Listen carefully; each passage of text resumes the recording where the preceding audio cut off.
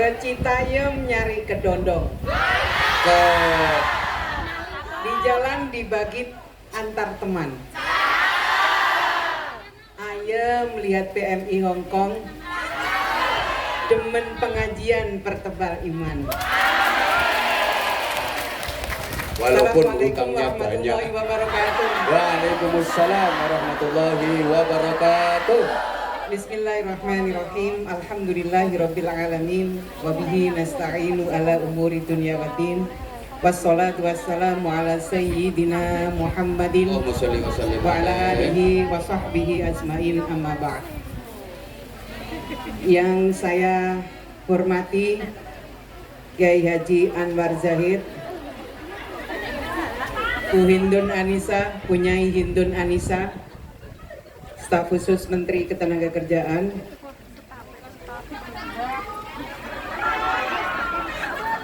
pengurus Majelis Dzikir Ilham, dan tentu saja yang saya banggakan, Anzamania Hong Kong.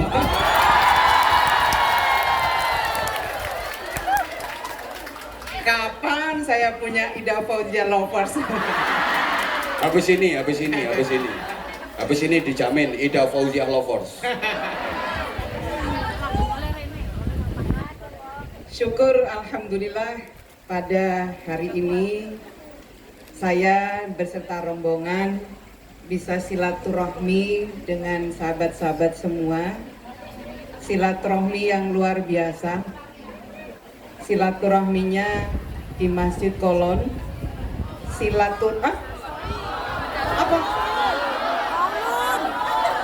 Kolon. Baru sekali ke sini. Kalau Kiai Anwar Zahid kan udah berkali-kali udah hafal. Silaturahmi yang luar biasa karena silaturahminya dalam pengajian. Gak ada kata yang indah kecuali rasa bangga, rasa syukur yang tidak terhingga. Tadi Kiai Anwar Zahid menyampaikan di tengah-tengah capeknya bekerja, tetapi teman-teman semua masih menyempatkan waktu untuk ikut pengajian. Itu kalau bekerja di Hong Kong biasa, tapi bekerja di Hong Kong tapi terus ngaji itu luar biasa.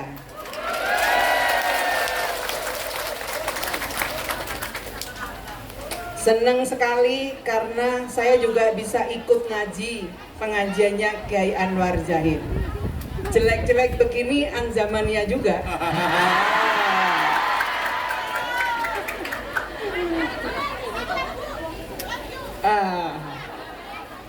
Oh, mulai Ida Fauziah Lovers mulai. Wow.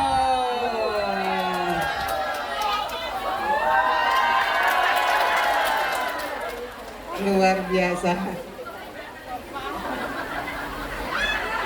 Ini untuk sampai ke sini, untuk sampai begini ini pengajiannya berapa kali ya?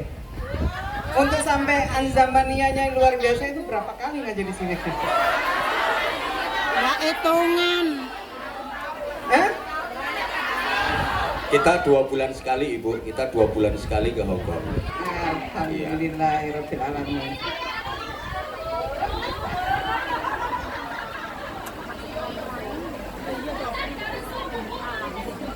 Alhamdulillahirabbil alamin.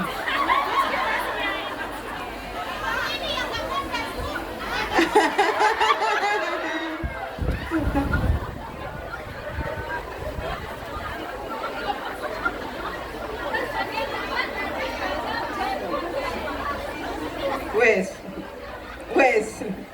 Angkat semua, coba spanduknya angkat semua. Ben marem mana? Cuma di sini yang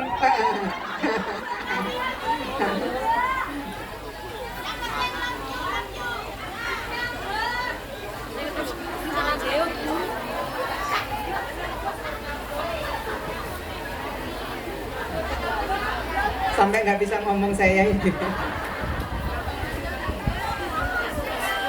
Allahumma sholli ala sayyidina Muhammad. Allahumma sholli wa sallim.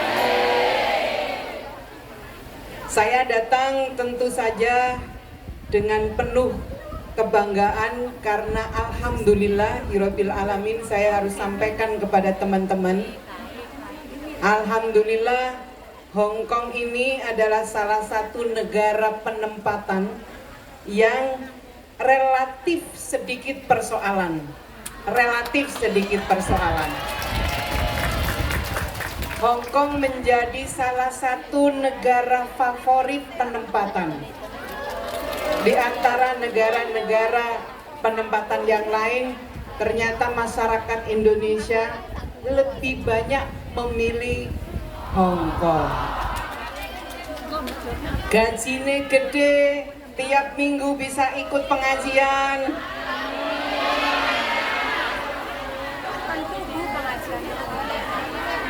Bisa jalan-jalan, bisa ngirim uang ke keluarga.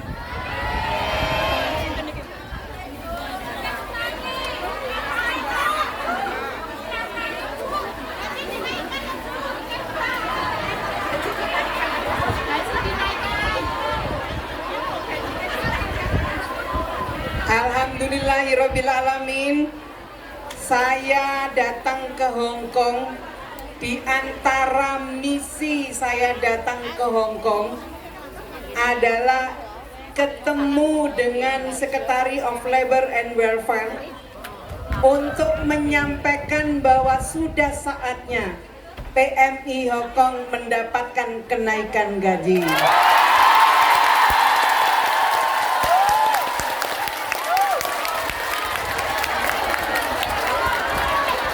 Insya Allah besok siang saya akan ketemu dengan Secretary of Labor and Welfare untuk menyampaikan di antaranya adalah maksud bahwa sudah saatnya PMI Hong Kong mendapatkan kenaikan gaji. Sudah,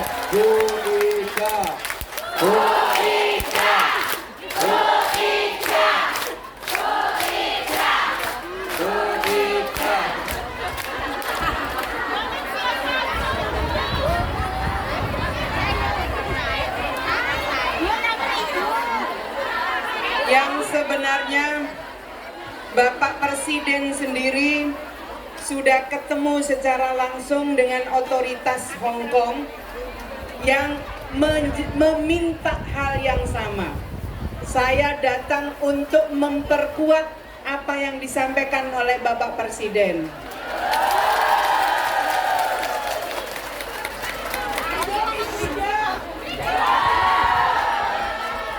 Asli masih hidup.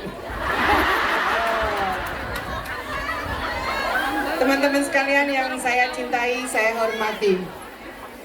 Bekerja di luar negeri atau bekerja di dalam negeri itu adalah hak warga negara. Mau kerja di luar negeri, mau di dalam negeri, atau adalah pilihan bagi setiap warga negara. Pemerintah tidak bisa menyuruh atau pemerintah tidak bisa melarang. Ingin kerja di Hong Kong karena gajinya yang lebih tinggi misalnya, terus kemudian pemerintah melarang. Pemerintah berarti melanggar konstitusi, melanggar Undang-Undang Dasar Negara Republik Indonesia, karena bekerja itu adalah hak setiap warga negara, termasuk bekerja ke luar negeri, termasuk kerja di Hong Kong. Yang bisa dilakukan apa oleh pemerintah? Ketika pemerintah tidak bisa menghalangi atau menyuruh, apa yang dilakukan oleh pemerintah? Yang dilakukan oleh pemerintah adalah memastikan perlindungan bagi setiap warga negara yang bekerja, termasuk yang bekerja di luar negeri. Betul? Bentuk perlindungan negara ini sudah diatur oleh pemerintah melalui Undang-Undang Nomor 18 Tahun 2017. Perlindungan kepada pekerja migran Indonesia. Mulai dari berangkat diatur, ketika sudah sampai di negara penempatan, sampai kembali ke negara kita, itu diatur oleh undang-undang. Salah satu bentuk kehadiran negara pemerintah meletakkan atase ketenagakerjaan di negara-negara yang jumlah pekerja migrannya banyak, termasuk di Hong Kong ini. Ada staf teknis yang akan menjadi rumah bagi teman-teman yang bekerja di sini. Hadir di sini ya, Mbak Rika? Ada ya? Oh, di luar. Di luar. Pemerintah terus melakukan berbagai langkah untuk memastikan bahwa perlindungan kepada pekerja migran itu diberikan. Mantap.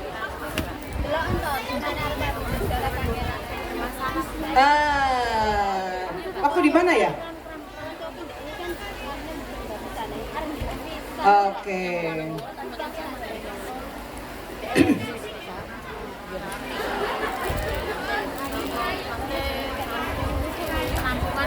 Saya ingin sampaikan kenapa banyak sekali tenaga kerja kita yang mendapatkan tempat di hati negara-negara penempatan.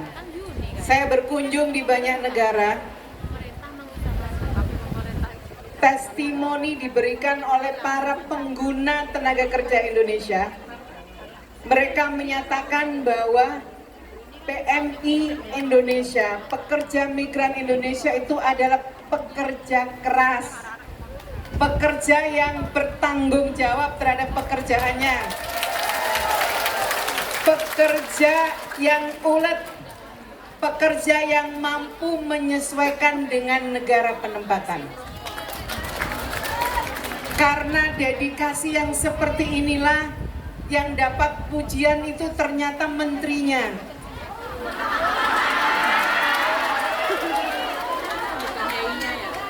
Untuk menyampaikan kepada pekerja Indonesia rasa terima kasihnya dari banyak negara karena pekerja Indonesia yang luar biasa. Maka pada kesempatan ini saya ingin menyampaikan apresiasi dari banyak negara.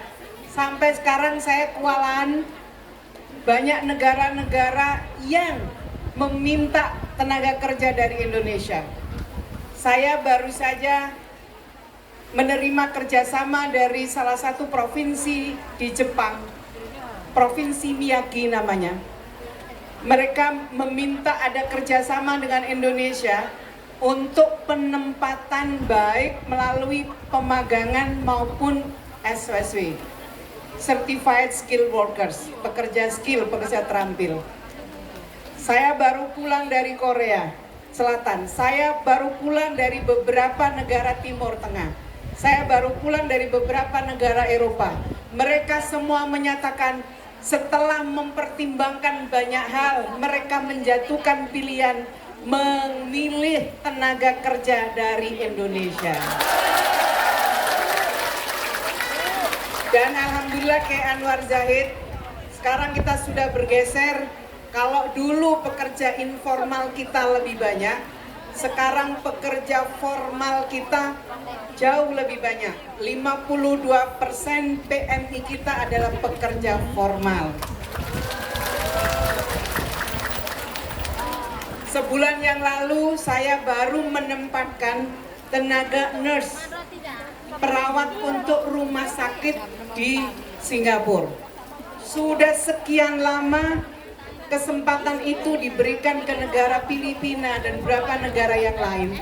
Baru kali ini, baru tahun ini nurse perawat itu diambil dari Indonesia.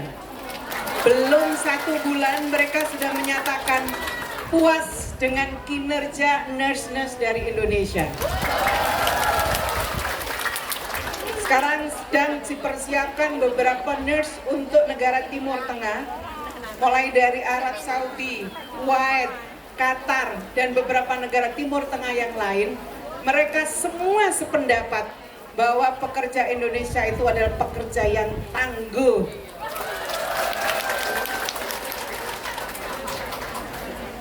Senang dengan kondisi seperti ini?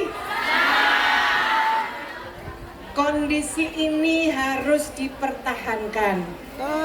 Kita harus menjaga image bahwa pekerja Indonesia itu adalah pekerja keras, bertanggung jawab, gak kaburan. Ada yang kaburan? Itu Bu, senden cagak. Kaburan.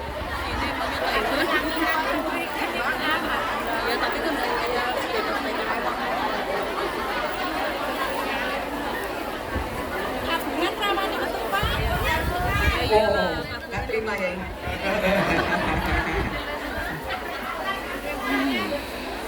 Saya kira image ini harus dijaga. Teman-teman yang punya kesempatan bekerja di Hong Kong, teman-teman ini merepresentasikan wajah Indonesia. Teman-teman ini bisa menjadi dutanya Indonesia. Bayangkan kalau ingin tahu orang Indonesia kayak apa? Lihatlah PMI di Hong Kong.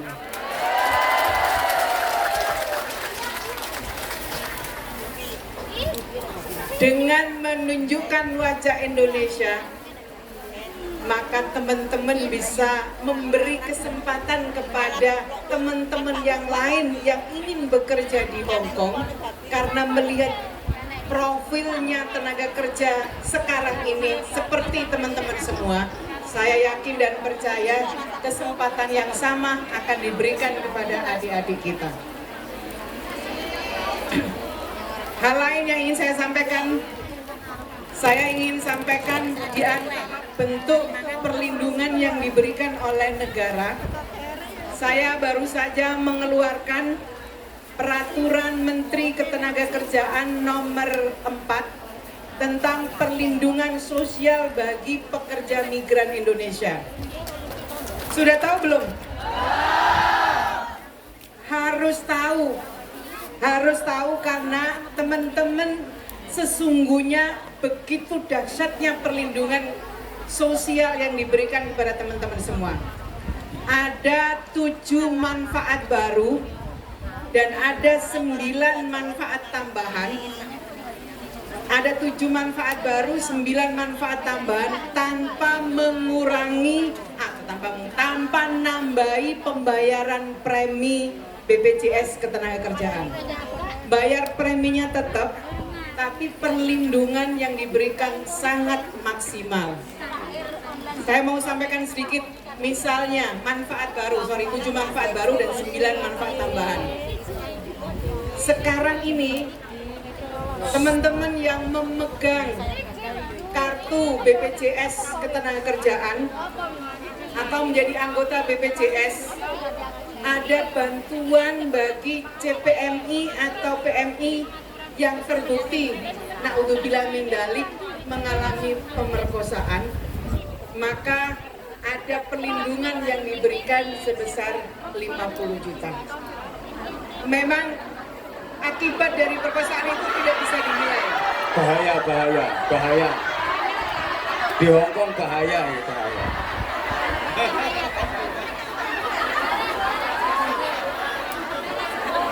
Ya. Kemudian resiko yang terjadi ketika PMI dipindahkan ke tempat kerja yang lain yang tidak sesuai dengan perjanjian kerja, itu ada bantuan 25 juta.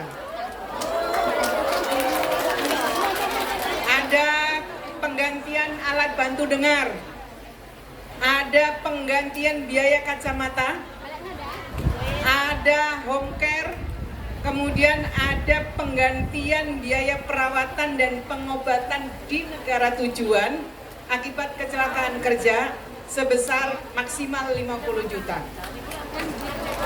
Kemudian ada jika mengalami PHK ada bantuan 1,5 juta. Syaratnya tentu masih diingat, klaim itu bisa diberikan, syaratnya memang teman-teman sudah menjadi peserta BPJS Ketenagakerjaan. Dan itu kan menjadi syarat ketika teman-teman sebelum berangkat ke sini.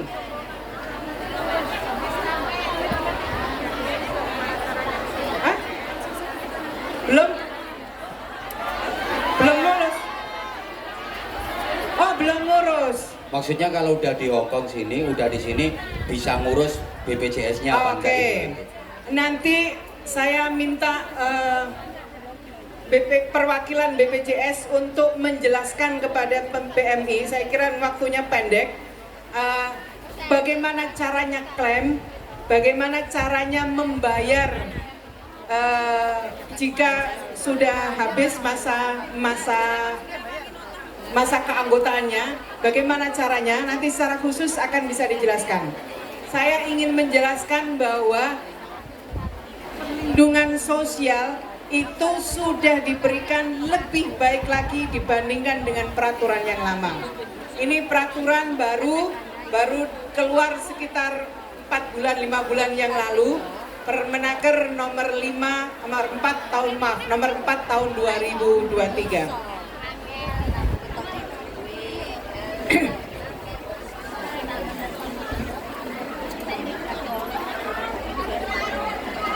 Iya.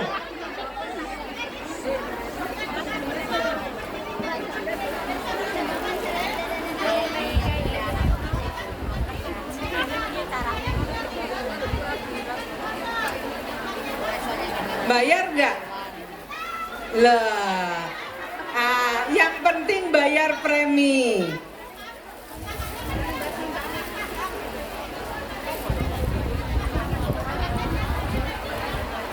Oke, memang banyak sekali teman-teman waktu berangkat sudah membayar premi BPJS Ketenagakerjaan, tapi tidak tahu manfaat dari BPJS Ketenagakerjaan. Itu manfaat nanti ada buku saku yang akan saya berikan ke teman-teman. Caranya klaim seperti apa? Ada ya? Boleh dibagi?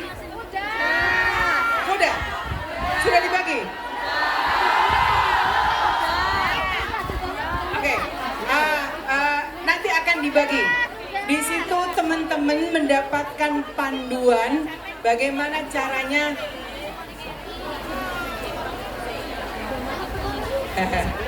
Ini yang ya nanti aja. Yang penting saya ingin menyampaikan kepada teman-teman yang sudah memiliki kartu BPJS Ketenagakerjaan itu ada manfaatnya, ada gunanya untuk melindungi teman-teman semua. Nanti gampang akan dibagikan bagaimana caranya, tata cara daftar dan cara bayar. Tata cara bayar daftarnya ada di sini.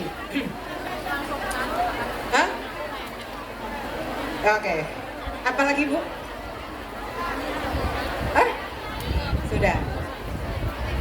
Saya kira itu teman-teman semua, sekali lagi rasa bangga saya karena teman-teman di sela-sela bekerja masih menyempatkan diri memperkuat iman melalui pengajian-pengajian seperti ini. Mudah-mudahan teman-teman semua diberikan kesehatan oleh Allah. Sehat, bisa bekerja dengan kuat. Dan ingat, keluarga menunggu di rumah. Bekerja di Hongkong ini bukan lari dari kenyataan bahwa di rumah masih ada suami, masih ada anak yang menunggu teman-teman semua. Gunakan kesempatan ini dengan sebaik-baiknya. Apa itu? Gunakan kesempatan bekerja di Hongkong dengan sebaik-baiknya. Saya juga ingin menyampaikan bahwa Kementerian Ketenagakerjaan juga sangat terbuka bagi teman-teman yang ingin meningkatkan skill dan keterampilan setelah bekerja dari Hong Kong, ingin mempenambahin skill dan keterampilannya. Kami sangat terbuka, ada banyak sekali balai pelatihan-pelatihan vokasi yang tersebar di seluruh Indonesia. Silakan manfaatkan, gunakan kesempatan itu untuk meningkatkan kompetensi. Waktu bekerja di Hong Kong digunakan sebaik-baiknya, pulang saya kira dengan kehidupan yang lebih baik, kehidupan yang lebih sejahtera. Saya banyak mendengar cerita bekerja karena demi masa depan anak-anaknya. Dan terakhir saya ingin menyampaikan teman-teman semua yang saya cintai, 14 Februari 2024 ada apa? 14 Februari 2024 kita punya hajatan 5 tahunan. Meskipun teman-teman di Hong Kong, saya minta gunakan hak pilih dengan sebaik-baiknya. Ini waktu yang sangat baik untuk menentukan masa depan Indonesia 5 tahun yang akan datang. Maka saya berharap gunakan hak pilih. Jumlah warga negara Indonesia di Hong Kong ini banyak sekali. Pemerintah akan memilih tanggal yang tepat, termasuk waktu yang tepat agar semua warga negara Indonesia bisa menggunakan hak pilihnya. Ingat tanggal berapa? 14 Februari 2024, Hari Valentine Day. Ditaruh di tanggal 14, mudah-mudahan pemilu itu yang tercipta adalah kasih sayang antar warga negara. Perbedaan pilihan jangan sampai mengganggu ikatan persaudaraan. Makanya diambil momentum 14 Februari, meskipun beda pilihan tapi tetap ada persaudaraan. Siap menggunakan hak pilih? Alhamdulillah, ikut pengajian bisa, ikut pemilu bisa, semua yang menjadi kewajiban kita sebagai warga negara meskipun di Hong Kong tetap bisa digunakan oleh teman-teman semua. Saya kira itu, terima kasih sekali Kiai Anwar Zahid. Saya juga bisa silaturahmi dengan Kiai di sini, mudah-mudahan apa Kiai, silaturahmi di negara lain. Nunggu instruksi. Atur nuwun, wallahul muwaffiq ila aqwamit thoriq. Wassalamualaikum warahmatullahi wabarakatuh. Waalaikumsalam warahmatullahi wabarakatuh.